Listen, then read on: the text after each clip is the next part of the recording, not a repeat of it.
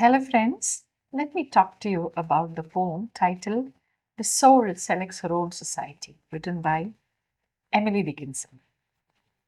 Now, this poem, which is a very short one, as is typical of the poems of Emily Dickinson, is a very interesting one.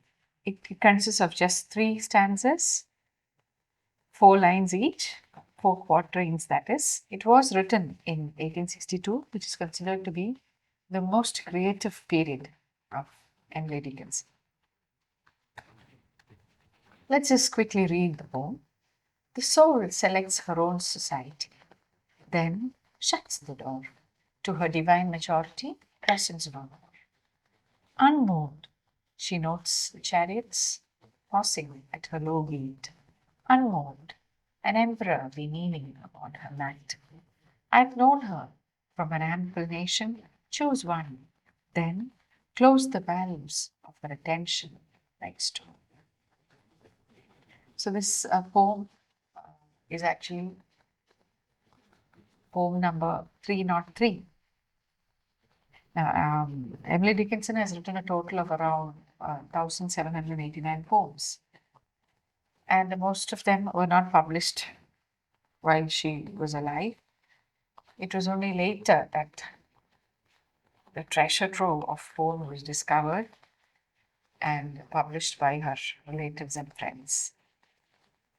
So, this one is a poem that deals with life as such. There are poems that she has written on nature, on death, on life, on love.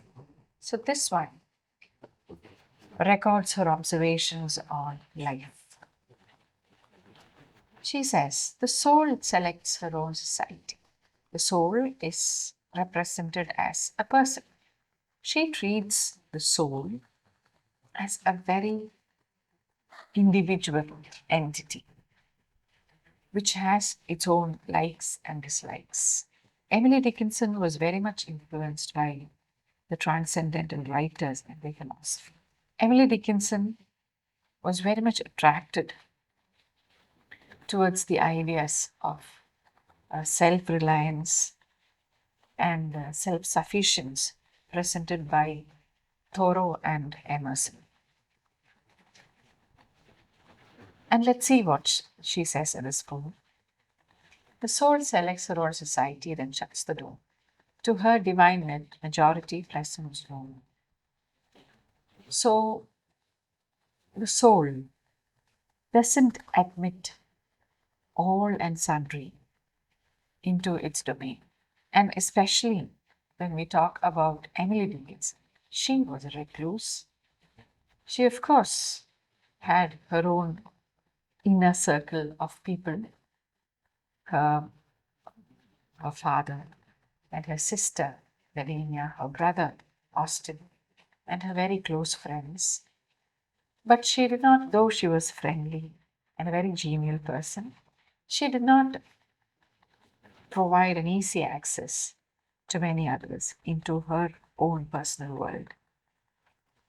And when she talks about the soul selecting her own society, in all probability, she is talking about her own self and her attitude towards others. So, the soul, once it selects her own society here refers to people who she loves, people who she is comfort with, companions who feel are in, in tune with her tastes, her outlooks, those who those who are on the same page with her on many issues. So such people belong to her own society. And once she chooses her society, she shuts the door. And then nobody else is permitted into that group of people. Once she chooses her majority, no matter what the number is, it might be a meager number of people, but once she decides her divine majority, she doesn't admit any more people into that circle. And once she decides, she remains unmoved. The second stanza, unmoved. She notes the chariots passing at her low gate. Unmoved, an emperor kneeling upon her mantle. So, once she has made up her mind and she has made her selection of loved ones and dear ones, she doesn't admit anybody else in. People might come in chariots, great ones, famous people might come in chariots and pause at her low gate. But then she is unmoved. She doesn't choose people depending on whether they are rich or poor, whether they are powerful or powerless. She doesn't choose people judging by their wealth or power or their influence or their fame. Unmoved, an emperor beaming upon her mantle, even an emperor who comes seeking her companionship will not be admitted into her closed circle if she is not interested. The fact that he is an emperor does not influence her in any way. I've known her, the third stanza, I've known her from an ample nation, choose one. So I've known her. Her here again refers to the soul. And she says, I know that the soul, even when there is an ample nation, when there are so many people, ample nation is a big number of people. Sometimes, even if there are a lot of people who vie for her attention, who seek her friendship, who want to become her acquaintances or friends, but her soul is very choosy. She chooses one. Here, one may not be the number one. She may be saying that she chooses a limited number of people who her heart really goes out to, who she really likes, who she's comfortable with. From an ample nation, from a large number of people, the soul chooses one. Then close the valves of her attention like stone. And once she has made up her mind and made her choice, she closes the valves of her attention. No matter what people try to attract her, she refuses to even pay attention to them.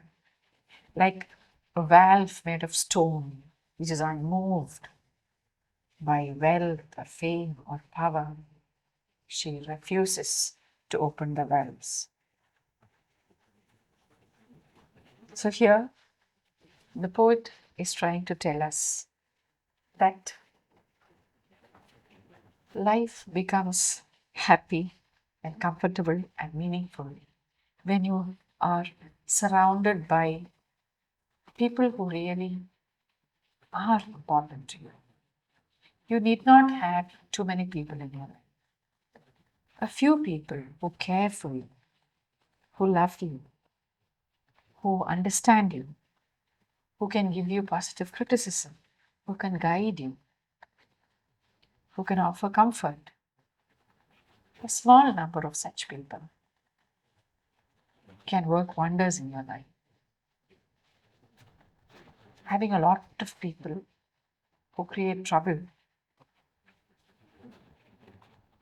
doesn't make life any easier. So, Emily Dickinson advocates a very simple life with a few loved people. She believed in living a very simple life without any complications.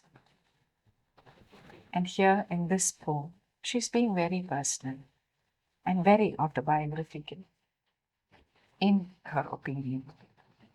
And she tells us that she enjoys a simple life with a few people to share her feelings, her love, her sorrow, and her emotions. So that is the poem, The Soul Selects Her Own Society.